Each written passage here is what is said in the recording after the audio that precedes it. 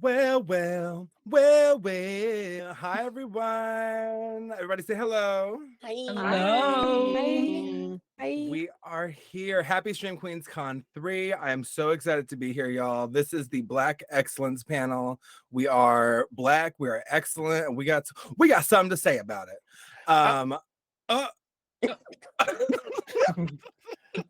Uh, this is my personal first appearance at this year's con, and I'm so excited that we're doing this for the third year in a row. Thank you so much to the moderators. Thank you so much to the momagers who are holding us down. Thank you to y'all in the chat for being here.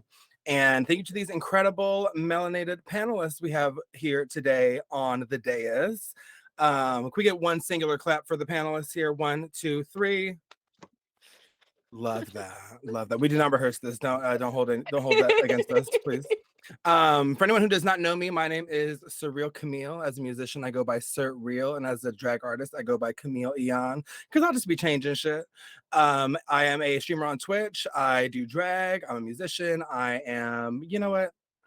You will hear plenty about me during the rest of this panel. We're gonna get to these incredible panelists. Starting with, I don't know where I see the screen right here. Starting with this lovely icon to my left, I believe this is. We have Aphrodita, a fellow stream queen. Pronouns are she, her. Her is a Colombian queen with very little to say about herself, but there is a lot to discover about her. Her. Hi. Her. It's Yes. me. It's her. It's me. It's her. It's her. So Hi, everyone. Yes, love that. So I'm going to be going around. I'm going to do y'all's bios, and then I just want you to tell us a little bit about your content. So, tell us about your content, please. My content is cursed and confused, just like my brain. Because of course Spanish is my first language. My brain can never pick with it. Like I'm speaking Spanish, English, and when I'm playing, my brain is like, "Girl, we're already struggling with languages. Why are we playing games?" That's exactly what it is. My content struggle. Complete struggle.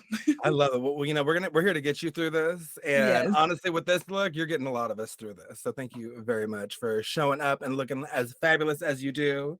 Up next, we have another fellow stream queen. We have the fabulous London Bradshaw.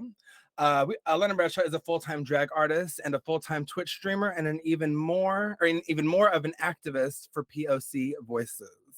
London, hello, my friends. How are you today? Tell us about your content and your tacos. Happy belated birthday. Thank you so much. It's been quite a week. Love birthdays. Did a 24-hour stream this week. Never will do that again. Anytime soon. My content is chaotic. My brain's chaotic. I'm a Sagittarius, which says enough about it. However, I do a lot of GTA roleplay. I started with Dead by Daylight. You can raise your hand if you did the same. Nope, just me. Cool. Anyways, then I moved out to like doing like GTA, which I've been doing a lot of, and then I've been doing a lot of Fortnite. I started playing Valorant, first-person shooter. And yeah, it's been an adventure. I need to do some more horror games, but my mental anxiety will not let me do that. So we'll see. It's a real thing. But sometimes money is the great motivator, isn't it? I mean, a subathon will get you to do some things you don't want to do. Moving on. Go ahead. Moving right and left along, we have another member of Team Stream Queens. We have the incredible, the incomparable Hot Pink Shade, the Seattle member of the House Shade. As a drag artist, they love choreography and whipping their braids. They strive to be a representation of what is beautiful, but oftentimes is looked down upon. Hello, Hot Pink Shade. I'm gonna let you know. We ain't looking down on you today, Bish. Oh, Jesus Christ, that was a good one. I'm Hot Pink Shade. I live just outside of Seattle. My content teeters on TOS because I do not like to wear too many clothes, so I'm often covered by a blanket. This is already more of a thread count than London has seen me wear when we do drag together.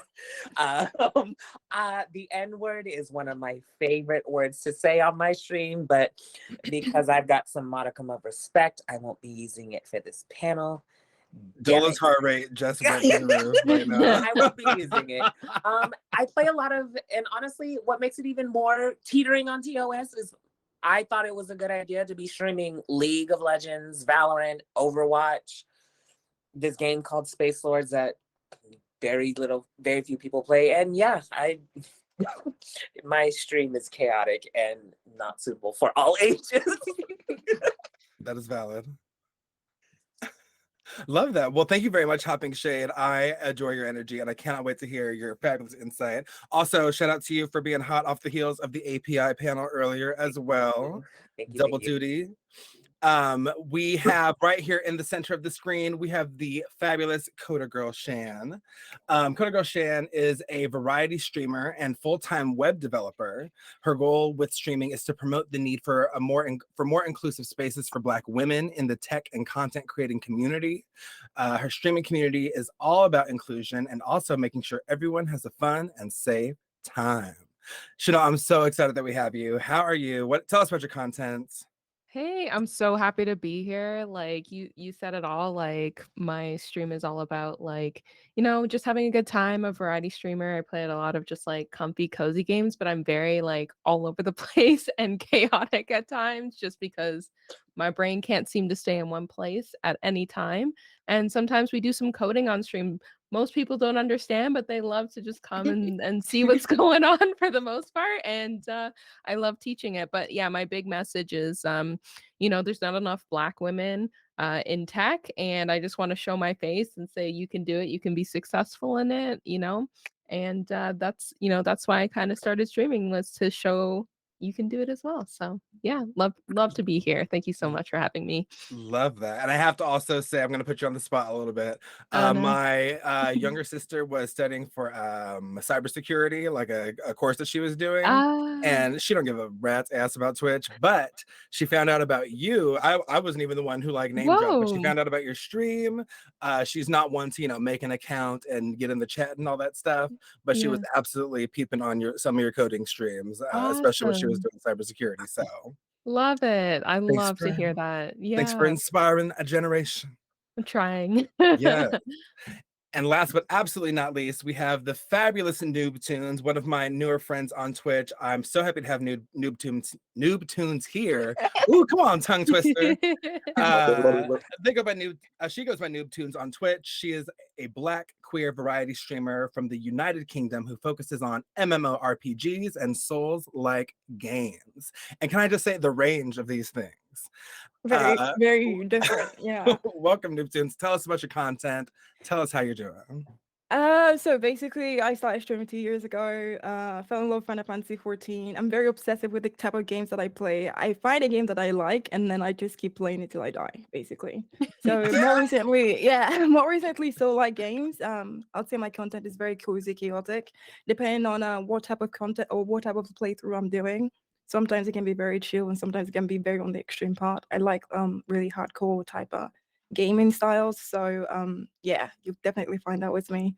And yeah, I'd love to like improve like representation with like Black women in the industry, and sure that we come in all shapes and sizes and all forms. And yeah, it's just my mission. Just enjoy games and have fun doing it, and show that to the world. There you go. It's a fabulous mission. Noob Tunes and I lurk each other quite a bit, and I gotta say, I'll be seeing the chat. Not to call anybody out of lurk, but they have such a good time. They be grinding on that Elden Ring and just persevere. And I'm gonna start an Elden Ring play myself shortly, Nice, and I've been nice. like It's so good. stressing and getting them notes. But I didn't really say much about my content earlier, but I just play a lot of things. I've recently I'm just a variety streamer at heart. Whatever I'm feeling is just where we're going. On my stream on Saturday, we played 5 different games with Black protagonists. And first of all, 5 games is a lot to get through in a stream, especially when you're enjoying the games. But I'll be shouting out those games a little bit later on with some of our questions. But we're going to dive right in. And anyone who's seen me moderate a panel knows that I just be getting to the meat. So we're going to talk about 2 specific words that can be very triggering to the Black community. So I'm just going to let y'all know. The phrase Black enough has plagued our community. No matter how less than Black we may be perceived to be, it doesn't change how Black we are in the eyes of the system that seeks to oppress us. Sometimes it's the way we speak, our interests, our appearance. For some people, it's their biraciality or their multiraciality. What has led some of y'all here to feeling not Black enough? We will also have fun questions, I promise. But we're gonna get this one right out of the way. Started with the heavy one. We did. No, so for me, so I am interracial. So a lot of times, I'd be in school and stuff. And because I was raised by my mother, she's white. I wasn't around like my Black family as much. So I wasn't really immersed in that kind of culture or anything like that. A lot of her friends, were white, things like that. So the way I talked, people would be like, "Oh, Chanel, she's not Black." Like, well, huh? What does that mean? I'm I'm fully Black, but they just assume like the way I talked. I went to like an art school, which was mainly, a lot of white people there and stuff too. They just were like, "Oh, Chanel's not Black. She doesn't talk that certain way. She doesn't, you know, act that certain." But I don't know what does that even mean? Like, I'm Black. Just doesn't, Black is represented in many different ways. White is represented in many different ways. Like, you know what I mean? It's not one type of thing at all times. So literally it was just people saying like, she's not Black. Like, and that's not even just it wasn't even just like from like white people. It was like even Black people being like, oh, you don't belong here because you don't talk or do certain things. You know what I mean? So yeah. Totally. I think that's a very relatable experience. Very much Mhm. that. Yeah. Does anybody else want to jump into this one? Well, I can speak from my experience as I had like very unique experiences, even like since I moved to the US and even back in Colombia, because being here in the US, people always make the comment, which I think is very funny because I heard my friends saying like when you go to the US, people are always gonna be confused the fact that you're Latina and you're Black.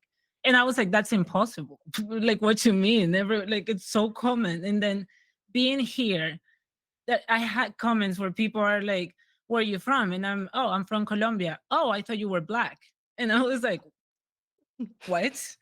Like, I guess my whole race just went away by the fact that I'm Colombian. And then I went to a party here in where I am, and then it was like a whole Black party and stuff because I was like, I want to be with my people. I want to be with the Latinos, with the Black. I want to be where the flavor is. And I went to a party, and then it felt so like I felt so off place. I felt like I don't belong here. And it wasn't like I understood like the music I was vibing, the people dancing. I'm a professional dancer. Like I know how to dance. But it was just the part that it's like people were looking at me like, what are you? And it made me feel so weird because everyone was so concerned to ask me like, where are you from?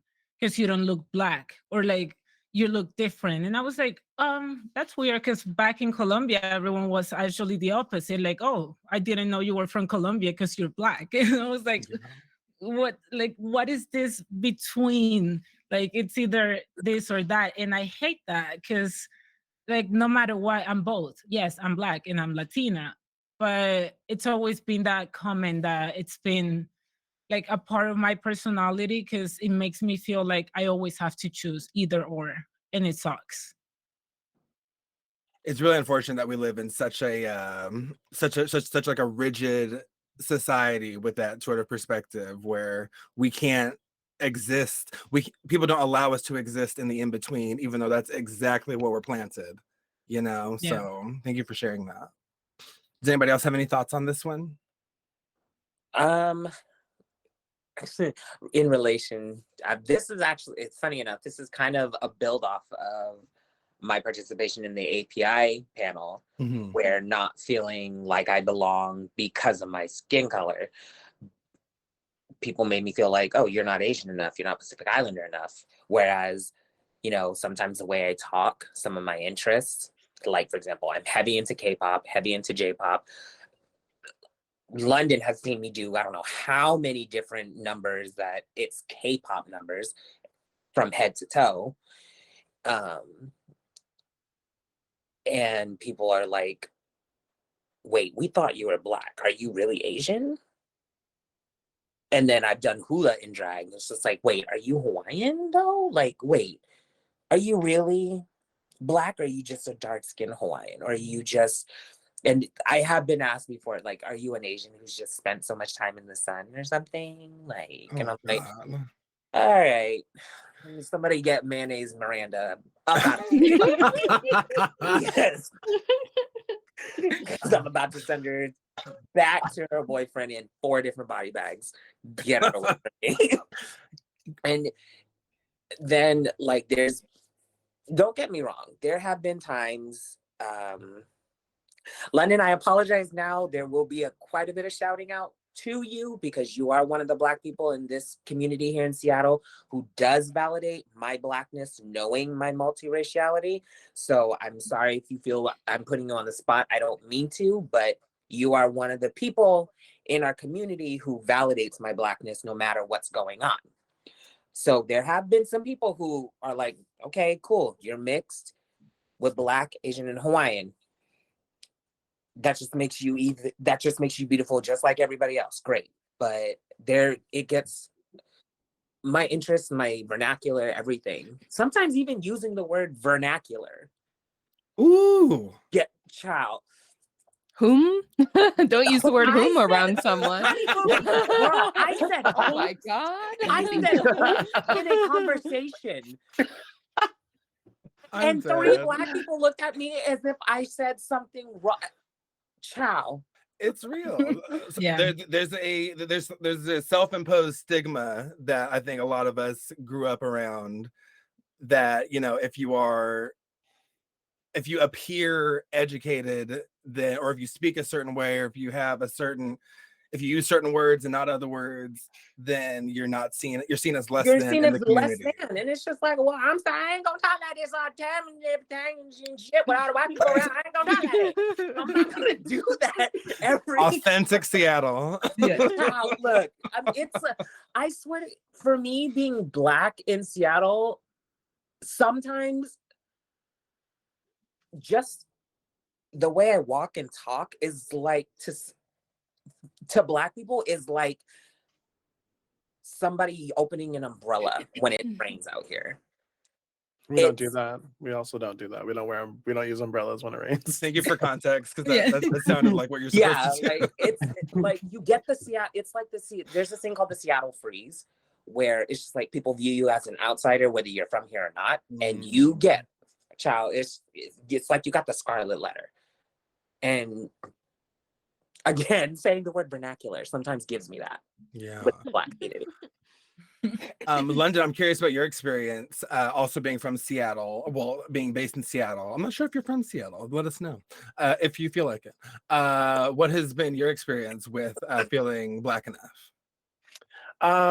You know, and like, it's weird. Dating wise, it's weird.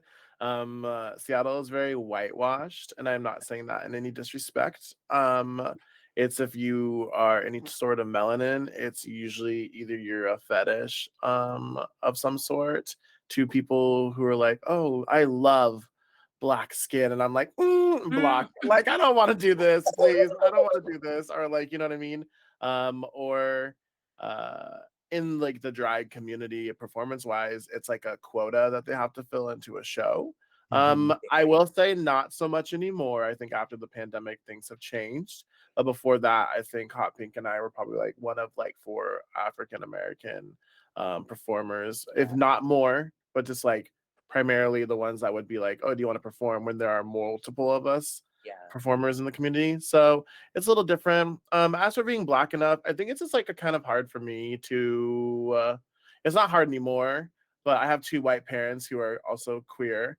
So growing up with my white parents who are trying to do the best that they can to make sure that my Blackness is well represented. I'm also half Dominican, so They want to represent my culture and stuff like that. So they're trying, and not everything goes the way that we want it to go.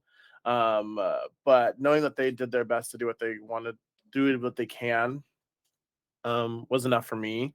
But like going out to school and being like, well, how come you see a white barber? And I'm like, well, I don't know. Like, that's where my parents take me, you know what I mean? Things like that. So Yeah. just little comments like that make it uncomfortable. And it's like, well, and this year I think I've experienced being Black enough by certain artists in the city who are Black, and they just like don't think that I'm Black enough to do the things that I do to represent the POC community. So that like takes a toll, because like all I want to do is represent the POC community. So it's like, why are you trying to discount my actions in some sort of way, But usually what I do is just that things like that just make me more closed off and not want to like communicate with people. So yeah. I hope that was not a ramble, but this is like how it is out here. But No, it's real. That's your experience. This also may segue into something else too, most likely down the road further in this conversation. There's like it's always either London, back me up or correct me if I'm wrong, but it's oftentimes you get this feeling of not being Black enough, but then there's times you question whether you're palatable, especially as a drag artist. But I think maybe later on that I don't want to jump No, yeah, I think you bring up a very valid point. Like the reality is, we could talk about this stuff for the entire convention and have content to fill, and no solutions. but I'm very curious about Noobtoons, your experience being from the UK, being Black and queer woman in the UK. What has your experience been overseas? I think for me, there's two sides. Like, there's an aspect that's like deeply rooted in like diaspora wars, and there's an aspect where your own people don't even accept you as one of their own. Because of the way I'm soft-spoken, they feel like maybe I'm not Nigerian enough. But then I feel like you have to like spend time with me. I'm very introverted as well, so those aspects of me, because I hold my culture very dearly, those aspects of me would obviously like spill out the more you get to know me. But they see how I act, the way I talk, and they just assume, oh, maybe she's not Nigerian, maybe she's not that. But obviously the accent is there. They just kind of assume maybe I'm Jamaican or something. And also, I know, also in the UK, obviously like all the cultural backgrounds, like all the Black backgrounds like that, they're not like really accepting of like African people just because of like, history and stuff. I think those are just like the kind of issues that I face, but obviously like I don't really spend that much time outdoors anyway to be faced with this type of like issues that much. So I guess I'm lucky in that sense, but obviously like when it do happen, it can be very sort of like, makes me very reflective as to who I am, and if I actually like show my Blackness enough to be accepted. Especially by the Nigerian community, which obviously like my culture is like it's very big to me, and I think that for me is just like the issues I face. Like I said, it doesn't happen quite often. Just instances where I find myself like in the public, I feel like very sort of like alienated from both sides.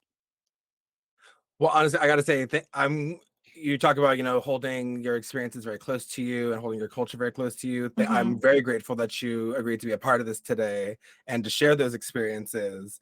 I'm sure this is this has its moments, I'm sure, but you're fabulous and doing phenomenal. Thank you. And honestly, it's the shitty thing is that it just feels like it's this never-ending thing, because no matter how confident we might get in who we are, we know that it doesn't always change minds. It doesn't always change perspectives. And that's been, for a long time, I felt very disconnected from the Black community. I had tried and failed in my school years to make friends with my Black peers. And from being told by the other two Black kids in junior high choir, who were probably also being told they weren't Black enough by somebody else, from being told that from them, it just felt like, what the fuck? I didn't do shit to you. Like, what do I do? Where do I go? And, I wasn't, and then, when the police shootings started becoming so prevalent in the media, they've always been prevalent, but when they started becoming so prevalent in the media, especially Yeah. here in the States, I couldn't ignore the visceral reaction I was having. The encounters that I had with police, I couldn't ignore that no matter what other people say, I'm still seen as black enough for this oppression. Oh, yeah. You bet your ass I'm black enough for that. So it's, I think we develop a hardness, we develop our own defense mechanisms just to persevere. But I want to, we're not going to hit all the, for the panelists, we're not going to hit all the questions that I sent. I'm always very ambitious with the questions I sent. An hour is not enough time. But so we're going to jump to one. Speaking of all this stuff, how do y'all navigate your mental health on a day-to-day, just in your day-to-day life, in your online life, when you're out doing drag, whatever it is? How do you maintain, manage, or just deal with your mental health? I don't deal with it. Right. I'm joking. Real. by not dealing with it. No, but okay, so I think drag has helped me as a Black woman. Like, I've been put through like a lot of cases of minorities issues, because I represent in a way the minorities of minorities when it comes to, I'm a Black, queer, Latino woman in United States. So it's like, if you put all of the minorities in a way, it represents a lot. So I've been like, drag helped me put this persona that it's like, I can do no wrong. Like, everything I do, it's just like, have you seen me? I'm just perfect. But Come once I on. like once I removed this, it hits sometimes, and not always I can have this hard persona that it's like, oh my God, beautiful, perfect. It helped me deal with it. Of course, therapy. Go to therapy, people, please. But because I had in my life in Colombia, we have our own issues, of course. Not so much, I wouldn't say my issues were so much like racism. It was more based on being a woman, being queer. But everything gets to you, the family trauma, the way people treat you, the way people see you. And then the first time I went to therapy, I was like, I don't know what to talk about. Because honestly, like, I have so much in my life that it's like, where do I start? Like, what is a trauma? Like, it gets to a point that I feel my mental health, and to many people, you suffer or endure so much that you start like kind of not, it's not like you don't care, but it's like, I've been dealing with this my whole life. What else is one more trauma, or like one more person making me feel like shit? So maybe today I feel like shit, but then I'm gonna put on my makeup. Then I'm gonna be like, again, I'm perfect. Forget about it. Because it gets like, when you're being like putting down all the time, it gets to a point that it's like, I'm kind of bulletproof now. So it's Yeah. like, yeah, well, so to me, the way I deal with it is like my own way. Basically, it's not that I not care, but I will, once it hits, I'll see how I handle that. But there are days that I'm like, I don't have time to worry about this. I really don't. So yeah. Her said, I'm built different. I'm sorry. Like, It's not that I'm built different. It's just that like, I honestly feel like trauma made me like this same trauma, the same mental health that I had to put through. I had a horrible experience with someone that was like obsessed with Black women and things like that. We all have our horrible issues, but and then you question so many things, like, why me? Why, like, I've been through points where like I've been so broken that I wonder, like, why am I Black? Why am I Latina? Why am I like, why did I even was born in this area? Like, those things, when you get to the point where you question so much, you also go as far as like, I'm not gonna question anything else anymore. I'm done. I'm done. Because if I start questioning everything that happens every single time, I'm never gonna get through the day. So I'm just like, I don't know. I'll deal with it when my brain it's like, bestie, we need to talk. And meanwhile, I'm like, I just look good. there you go. Yeah. And that's Yeah. it. We all have it. We have a threshold. We're human. Yeah. We Yeah. can't, and a lot of weight in the world is put on the backs of Black women. So it's that plus your own individual shit. No, it's a lot. Yeah. Yeah. What does Mental health. what does Elsa say? Conceal, don't feel. Don't let them know. Yeah. Come on now. Yeah, for me, like I'm the same, where I was the same. I've definitely changed my approach to mental health over the last few years. I would say before I didn't really understand, like I'm a very anxious person. Like I finally like went, to a therapist because I thought maybe I had ADHD because I'm very like I can't focus. I'm all over the place, like just very forgetful. And it turns out that I just have very severe general general and social anxiety, which I would have never known because before the pandemic, I was a very like social person. I had everything stuff booked every single day of the week, like going out doing something, but really it was probably just so that I didn't have to deal with, all the other things going on. But when the pandemic hit, I had no choice but to sit at home and deal with the things, that I'm very anxious about. So I finally did get myself a therapist. I finally did figure out ways to kind of cope with when I'm having like, almost a panic attack or when I'm overthinking or when I'm doom scrolling or when I'm thinking I'm not, good enough to do things. It's, and I feel like in many cultures, but maybe especially Black culture or anything like that, I feel like anything to do with mental health, it's like mental health doesn't exist really. Like that's just like something people like, no, no, you don't have that. You just need to, stick through it and you like it's not a thing. You just need to move on, work hard, do your thing, right? But like, everyone has a threshold and when you kind of sweep it under the rug, like I was doing the same thing her was doing where I'm just like, okay, I'm just whatever, I'll deal with it later. And I just kind of kept sweeping it to the side until I was getting panic attacks all the time because I was just sweeping it to the side where it was just build up all the time. So I had to kind of figure out how to deal with things like that and figure out ways to cope. But I feel like because both sides of my family are like immigrants and they just had to like keep working until they like made it.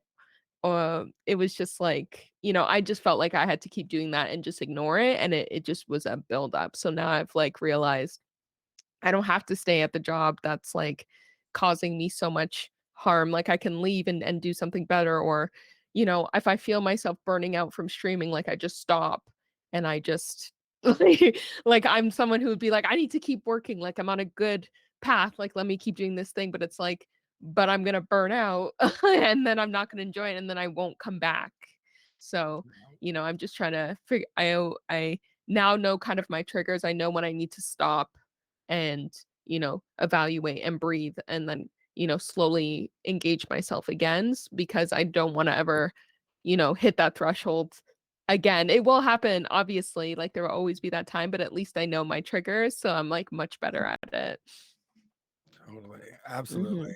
I wanted to comment something else about something that you mentioned about like when you tell your parents that you're struggling with mental health, your parents don't have time for that. No.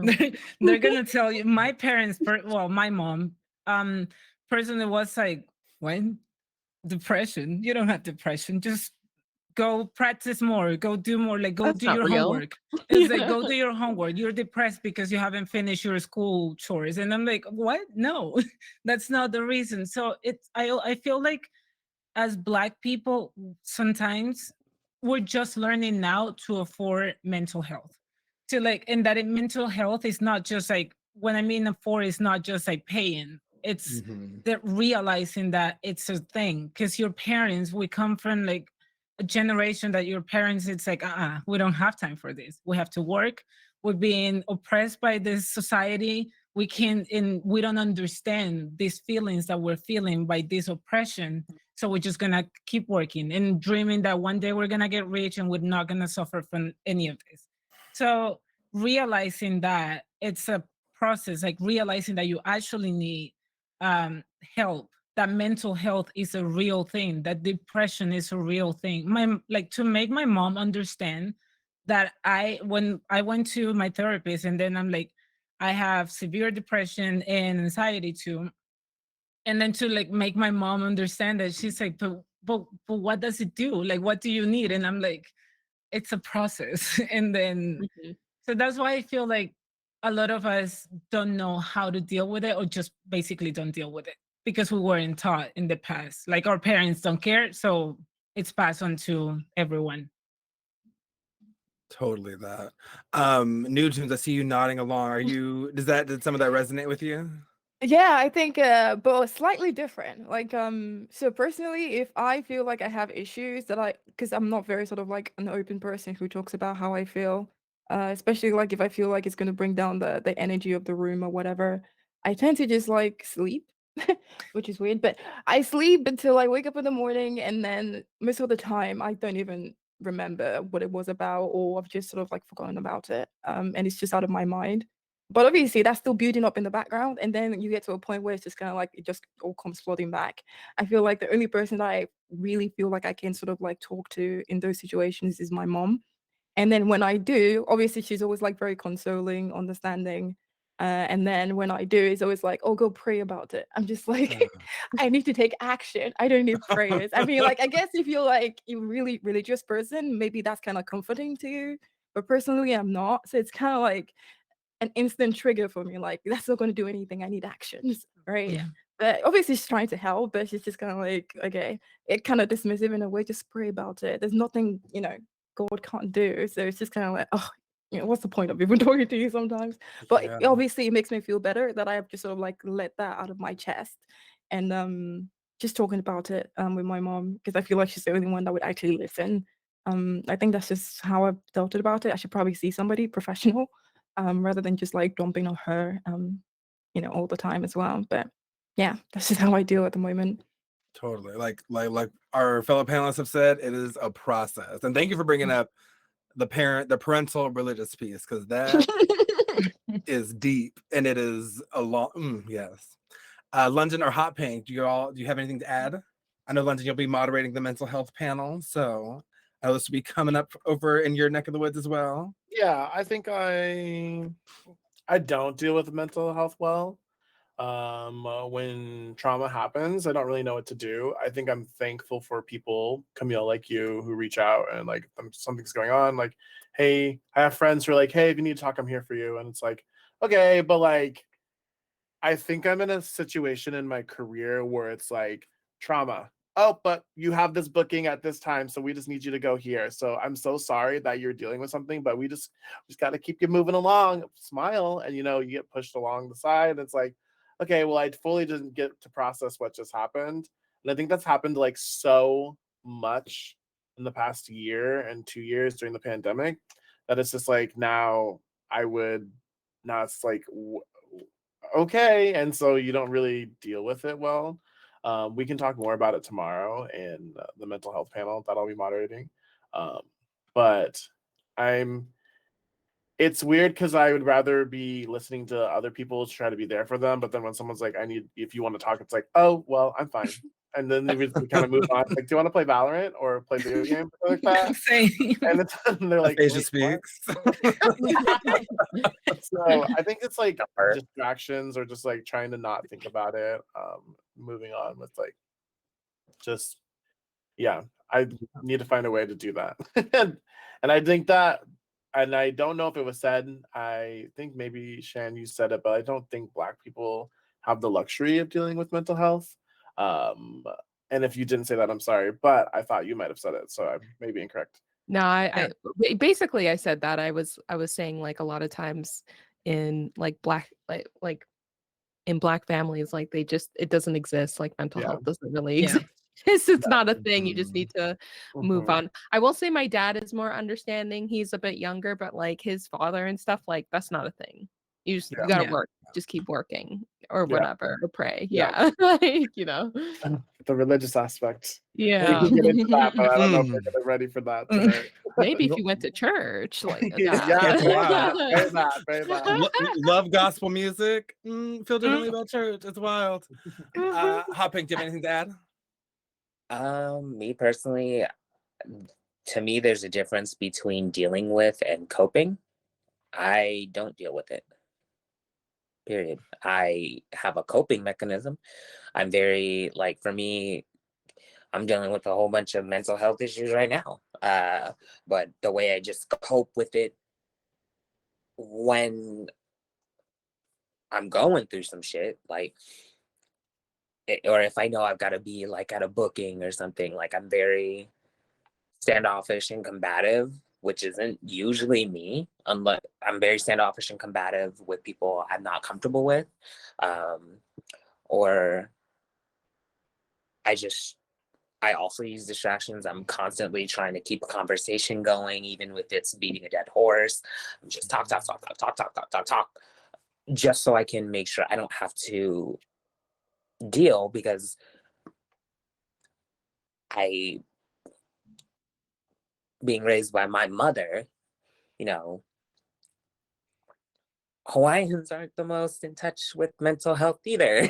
So, and proper mental health care, and you know, it sucks that there so often when I try to take a self-care day, my mom had to, I love her to bits and pieces, would take an entire clip to the face for her, but she has this annoying gift or a curse to completely shit on my motherfucking mental health care day. Like, I'm just trying to do me, not worry about streaming, not worrying about drag, not worrying about any plans or obligations or whatever. And she's like, well, why don't you get up and do something? Or, so-and-so came by today. No, I didn't, Mom. I did not know that. Well, if you came out of your room, maybe you know. Like, okay. The drag artist was too stunned to speak because I was busy trying to take care of my mental health, and here you had to come and use the bathroom on it. Got it. So I think distractions, and definitely as a queer person, I actually try to spend a lot of time with this group of straight friends that I have that are like, it's all men of color, and they really help kind of like, not stoke the flame, they really put me at ease. Like my friend Jordan, my friend Jamil, my friend Burrito, they really help me calm the fuck down when I'm dealing with all of that trauma, whether it be emotional, mental, or sometimes physical, just being queer and Black. When I have to deal with that, I will seek their, I find solace in their company, and it helps distract me for now until I can find a way to properly deal with it. Because right now I don't have any healthy way of coping with these issues. No, I think it's really important. Like, when it's important to at least acknowledge, what the situation is. If we don't have healthy coping mechanisms at the time, it's important to find those checkpoints, whether they be through our relationships. Such a fucking gamer. I had checkpoints, whatever. Checkpoint. But I think it works. But Just those moments to get you through, whether it's relationships, whether it's working out, these things that people always suggest but don't necessarily solve the problem. Yeah. But just rest, whatever it is that helps get you through. I think it's really important to acknowledge. And I think it sucks that, we, and I'm sure I'm not the only one who feels this way, we as queer people, and you three as queer women of color, then just being queer in general, to find a group of cis-het men who give no fucks about your nationality, who you sleep with. If they find out you hoeing, they're trying to give you hype. They're supporting you and trying to hype you up. Ho on. But the thing that they're concerned about is, do you want a game or are you here to chill? We're down for both. Just let us know so the vibe is right. I think I have a really unhealthy habit of just using that as a distract, like really milking that, because that's so rare for us as queer people to find straight men who don't want to use us, are not there to abuse us, and they love us for who we are, especially men of color. And we know how society has trained these men of color to act towards queer people, especially women. Like I may be non-binary and a person of color, but I don't have it as that. Not that this is the Oppression Olympics, but I do not have the struggles that y'all three have. Let's put that out there right now. But to find a group of men like that, like my friends, one thing, I feel shitty about it, that I really should be doing better by them, by getting my mental health under control so I can be there for them, show up for them, and be a better friend for them. Not only not being there just, well, I mean, I love them because they're fucking amazing, but like not only, like they shouldn't also just be a distraction. Yeah. And you know, it's important to like find, like, want to get better to honor those relationships, but we also got to want it for ourselves. Oh, Because yeah. that's the way that it's sustainable. That's the way that it will stick, is when we finally do it for ourselves. Because that's what we got through the end of it all. But I love that you made that acknowledgement as well. Who wants a positive question? I know I do. We all, yeah. Okay, we're gonna I sent out a few rapid fire questions to our panelists. We're gonna hit a couple of them, but I'm curious to know if there is something that you are watching right now, if there's an artist that you're listening to right now, movies, music, a video game that you're playing right now that has you feeling well represented, or just that has you, just an artist that puts you in a good headspace, a show that you just see yourself in. And I'll start this one off. If anyone is not watching Abbott Elementary, Yeah, that was on my list. get yo ass down to Abbott Elementary. So It good. is as an educator, I work as a behavior therapist with children and adults on the autism spectrum. I work in schools a lot. And this is not new. I've been in school. I've been working with kids like first by accident, and then like my resume was just like, oh, I guess I'm working with kids. I guess this is what I do. But if you're not watching Abbott Elementary, please do get in there and watch that show. It is just so good. The writing is great. I love seeing us in an educational role, because I think that was the missing piece in my journey growing up, because I was fortunate enough to have both my parents in the picture, and they were very supportive, not without their faults, of course, but it would have been really comforting to be able to see myself in my educators and the people that I spent the majority of my time with growing up. And I just love the show that they've created, and just how they represent Blackness in the education system. So that's one for me. And then I'm going to do a super small asterisk. Arson Nikki just sent me a video with Kiki Palmer interviewing Angela Bassett. Yeah, it's so good. So good. I've been gagging over over Kiki's Angela Bassett Impersonation. impression. Yes. Yeah. Oh my god. I've been It's gagging so over that. The good. fact that she got to sit in front of her icon and do it for I her, know. I know. undoubtedly landing an audition for a future Angela Bassett biopic. Yes. It was just so It was incredible to see them do that. So funny. So I think- what is uplifting us right now? I don't have a show that I say. Here's the thing. I love watching shows, but I love watching like reaction videos of shows. Like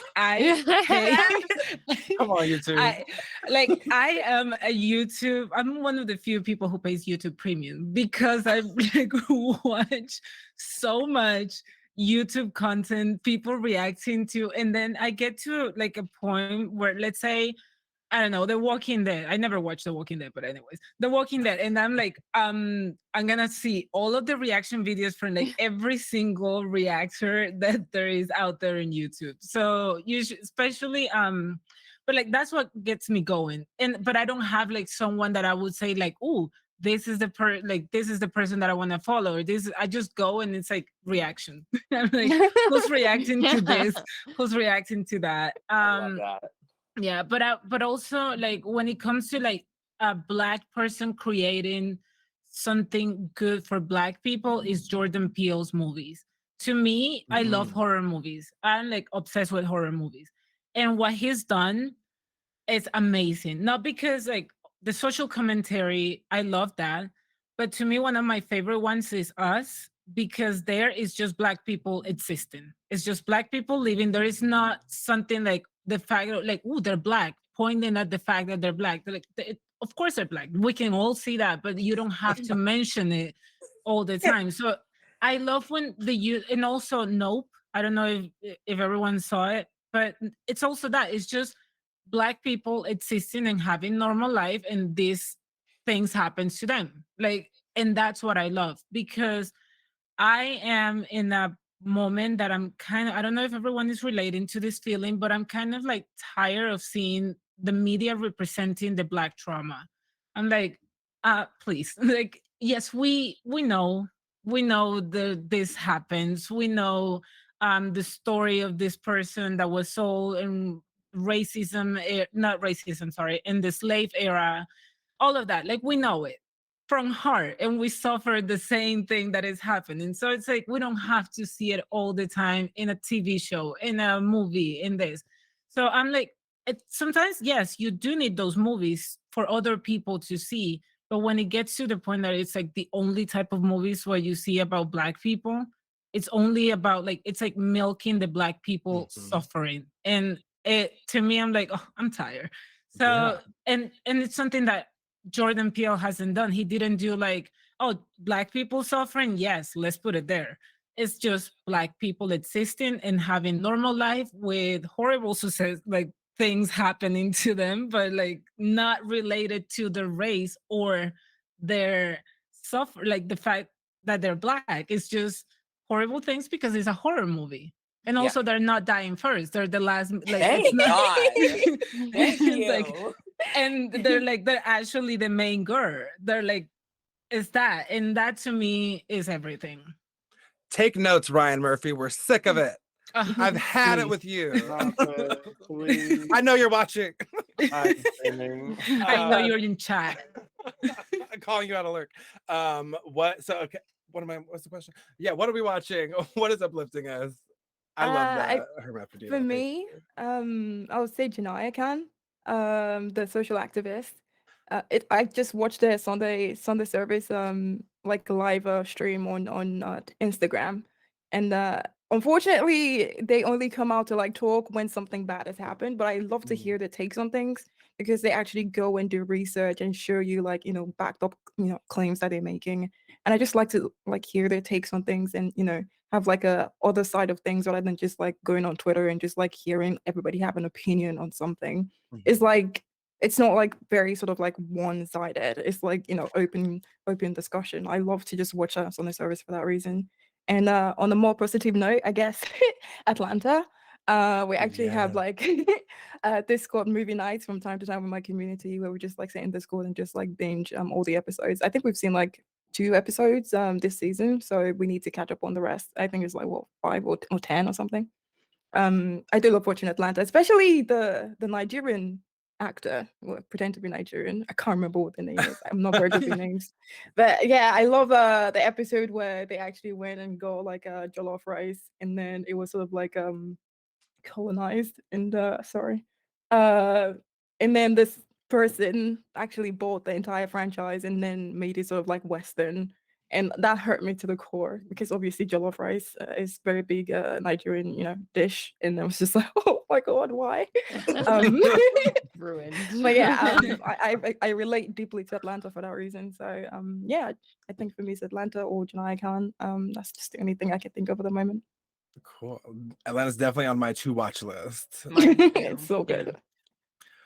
What else are you watching? Coda Girl, I know that you mentioned Abbott Elementary was one of yours. Yes, I love Abbott Elementary. I just saw Black Panther and loved. Yeah. You know what I really Okay. liked about Black Panther was just like it was like it was Black, but it was like all women. You know what I mean? I won't spoil, but it was like so much woman empowerment, like running shit. Like I loved it. I loved it. It had like a nice undertone of like just discrimination, people afraid of these nations, things like that. But yeah, I just Mhm. loved how much women empowerment was in the movie. You know what I mean? So I loved it. Trying so hard not to spoil it, but I know, me Same. too. Same. Same. I was here Same. like, I'm sitting Go here watch it. biting We want to back talk my- about it. I know. I just watched. I'm so late to the party, but I loved it. So good. Hot Pink, what you got? Mine's are very specific. Thinking about Sword of Symphony, I think it's called. It's the adventure. It's an RPG game that literally has one Black man working on it, and the protagonist is this young Black girl. She uses a feather as a sword, and every slash is in tune with the music, and it's fucking Camille. Talk to Chalora and Kara. Those two are batshit crazy over the very concept, and they're just as excited as me about it. So there's that. If I like listening to my muses for my drag, which are Sierra, Dawn Richard, and Aaliyah, and hear me out, seeing my mother sleep, because my mother's sleeping shirt is a shirt she bought a while back, and it says Popolo Lives Matter. Popolo is a Hawaiian word for Black. And that is,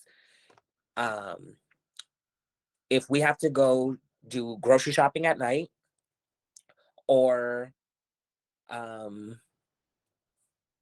if we have to do anything at night, or when she's home chillaxing, that's her go-to shirt. And my mom is not a performative. My mom is a no nonsense, no bullshit. It's not that she don't give a fuck about your feelings, but your feelings are not going to impede on her peace. She will die in a fire before she gets fake with anyone. So,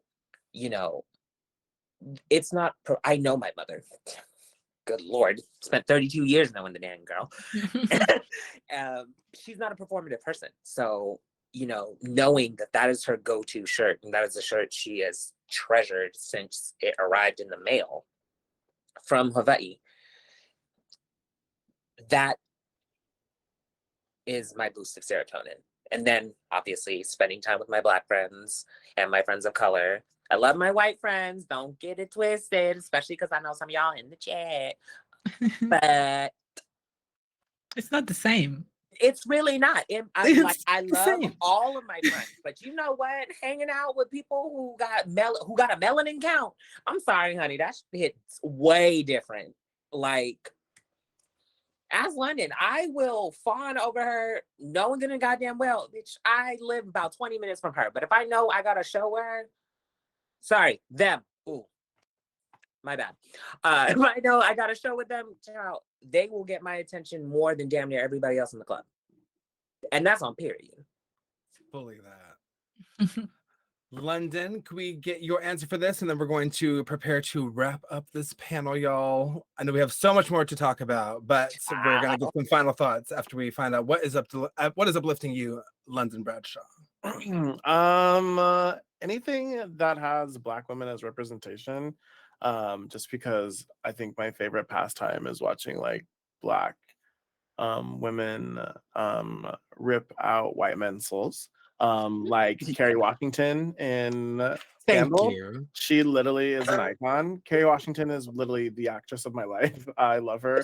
So just like her power in that show, like being like a woman in power and being like POC, aka also Black, is just so awesome to watch. So any type of that is always fun for me. It's very like, if she can do it, I can do it. You know what I mean? So like, I like rewatch that just because like the way she just is like, hi, I'm here, suitcase down, you're in my way, move out.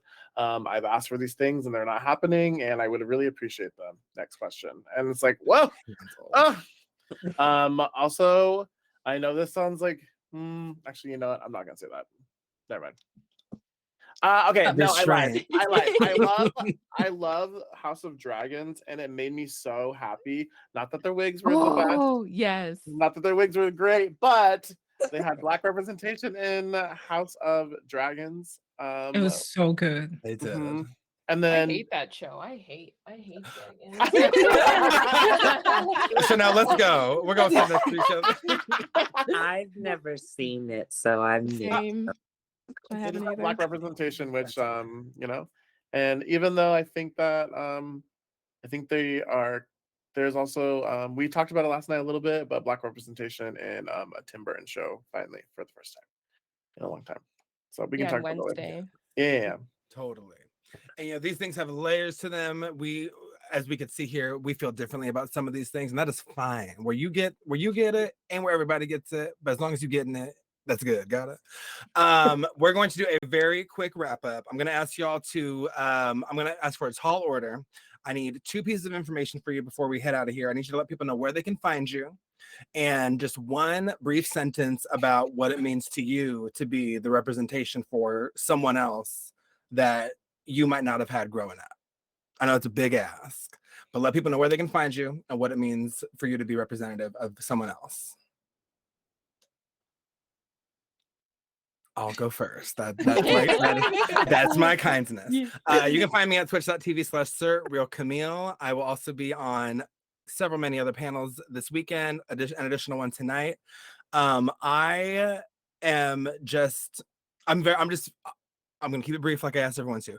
I am very humbled to be the weirdo I was afraid to be as a kid. Next. You should call who's next. Yeah, Hermaphrodita. Yeah. Speak up. You got it. I remember when I was at school and I always said that to my teacher, and they were always like, yeah, now you say it. Well, you can find me in twitch.tv/her_Maphrodita. Yeah, it's Maphrodita, no Maphrodite, please. And all of my social media is also her_Maphrodita. And right now I am happy and proud to represent queer Black Latino women who don't have the strength to come out and say, I am here. I am queer. I am Black. All of that, like, just to be able for me to be proud of who I am. I want other Black queer women, Latino women especially, to look at me and be like, I also can do that. I can just come out, say, I'm queer, I'm Black, unapologetic. And if I have to speak about myself, I can do it because I have my own voice. I want girls, not just girls. And when I say woman, I mean every woman. Latin American Black woman, I want them to be out there and say, I'm queer, I'm here, I have my own voice, I can speak for myself. Love that. Hot Pink, you just made a sound. No, I didn't. Go. You can find me online, whether it be gamer tags or social media, Hot Pink Shade, spelled out. And I think when I was little, I always said when I grew up, I want to be a pretty princess. I grew up thinking I was a queen, and then being with y'all, I realized I could very well just be a fucking empress. And those little ones are the ones that I want to be privileged enough to one day realize that's who I represent. The ones who don't fit. And because they don't fit, they're the puzzle piece that does not fit this puzzle, because they're part of a puzzle. They're part of a whole puzzle that's even greater than what they think they're a part of now. And that's what I want to represent. Love that. Chanel. Yeah. I have no order to this. I'm just You're just going. just Yeah. going. Yeah, so you can find me on Twitch, on TikTok, on YouTube at Quarter Girl Chan or Shan. Yeah, I am not streaming as often, but I am there. I'm trying to post lots of content on TikTok and YouTube more lately, lots of shorts and stuff. Yeah, similar, like I was kind of like the odd one out because I was you know, this Black kid was really into anime and gaming and things like that in a predominantly white society. So just like do your thing. Don't think that you're not smart enough either. Like, you know, you may not be good at science, you might not be good at math, doesn't mean you can't still reach your dreams. I'm a web developer now. I didn't do that at first because I was like, I'm just going to take the creative route because I could never do this. Like that seems too hard. Look at me now, 7 years later, like as a web developer doing really, really well. And the biggest thing is like when you came in, Camille, and you were like, my sister saw you, and you know, really like when I have people come up to me and I've had people tell me that, like, I saw you stream, you talked to me during a coffee chat, whatever, and it really got me into this. Like that's the whole point of everything, like being that person, that representation to say that I can do it, I can do this. So just letting you know, do whatever you want to do. If you fail, whatever, move on to the next dream. It's fine, you know. So yeah, totally. Totally. And I'll make sure I'll let my sister know that you said hey. Yeah, totally. Noob Tunes, let's come on over to you. You can find me on Twitch and YouTube at NoobTunes, and I am proud to be a representation that I never had as a kid growing up. Very demisexual. I didn't have that kind of representation. People just thought I was weird or prude or whatever. And now I'm just like accepting all of that and just showing the world that you can look like this and still be demisexual. And yeah, I'm proud. And I hope I can be more representation for other girls like me that didn't have one growing up. So yeah. Love that. And proud, damn it. I love that. London. I'm London Bradshaw. You can find me at twitch.tv/surreal Camille. Just kidding. That's true. I love representing the voices in the POC community that don't get that opportunity, no matter what walk of life they come from. So I'm hoping that if we're giving the time to do that to people, that people also return the favor as well in some sort of aspect, you know. So I will do my best to put myself out there first to make sure that there are voices that are heard, even though they don't feel like they can. We should make sure that they do get heard. So please, please, please remember that for everybody and anybody who's listening to this chat. You can find me at twitch.tv/London Bradshaw. Half the time I'm not in drag on my streams anymore because I do so much drag outside of stream that it's just really exhausting to be in makeup 24/7. So I apologize, but I do like dragons, so come talk to me about dragons. That was the most adorable you. way you could have said that. Truly. Thank y'all so much for being here. I'm so grateful for your vulnerability and for your stories. Y'all go and follow these incredible creators using the dynamic follow button. Do it one more time. Do it. And here's to being, in the words of Aretha Franklin, young, gifted, and Black. Thanks, y'all. Thank you.